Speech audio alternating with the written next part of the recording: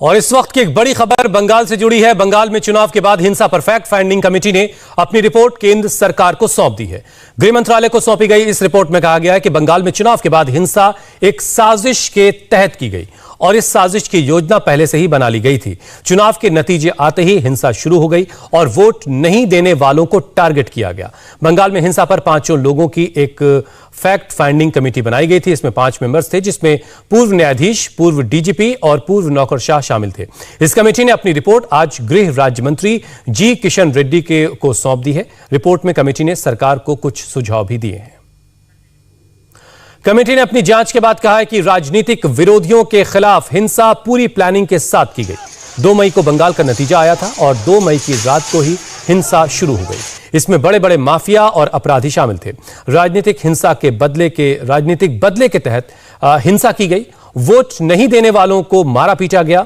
Vote न देने वालों की संपत्ति को नुकसान पहुंचाया गया। लड़कियों और महिलाओं के साथ रेप भी हुआ।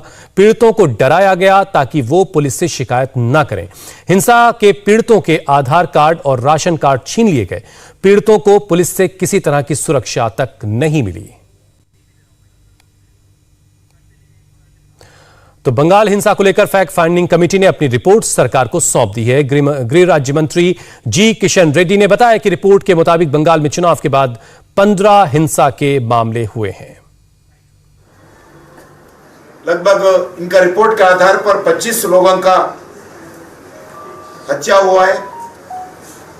लगभग 15,000 इंसिडेंट्स वेस्ट बंगाल में हुआ इलेक्शन के बाद 15,000 और 7,000 वुमेन के ऊपर अलग अलग तरीके से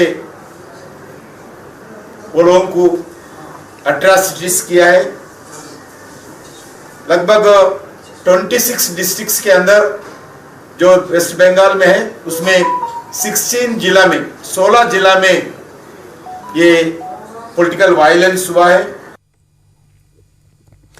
15,000 हिंसा के मामले हुए हैं, ये रिपोर्ट में कहा गया है। पवन नारा इस पर और ज्यादा बातचीत के लिए हमारे साथ जुड़ चुके हैं। पवन, इसमें कुछ सुझाव भी दिए गए हैं, वो सुझाव क्या क्या हैं और इस रिपोर्ट के आने के बाद क्या कोई एक्शन भी हो सकता है?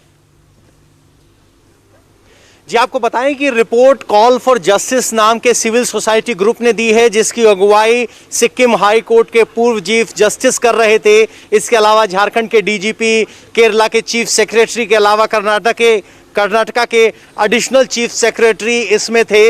यानी ये पूर्व नौकरशाह हैं जो दौरे पर गए थे। उनकी रिकमेंडेशन ये है कि चुनाव में जो हिंसा हुई इसको लेकर जांच एनआईए से कराई जाए, एक एसआईटी गठित की जाए और जिन लोगों का नुकसान इस हिंसा में हुआ है उन्हें कंपनसेशन दिया जाए। इस तरह के रिकमेंडेशन दिए गए हैं। फाइंडिंग, इंडिपेंडेंट फाइंडिंग की अक्सर बात होती है। चुनाव के बाद रेप की वारदात की भी खबरें आई थी, जिस पर बंगाल पुलिस ने स्पष्ट कहा था कि रेप नहीं हुआ है। फाइंडिंग कमेटी ने अपनी रिपोर्ट में जो सुझाव दिए हैं उसमें यह कि एक एसआईटी का गठन करके या फिर एनआईए के जरिए जांच करवाई जाए और जो उचित कार्रवाई है वो की जानी चाहिए। बहुत बहुत शुक्रिया पवन हमारे साथ जुड़ने के लिए। और अभी लोनी में ट्रिपल मर्डर से जुड़ी एक बड़ी खबर आ रही है, पूरी डिटेल आपको देंगे एक ब्रेक के बाद।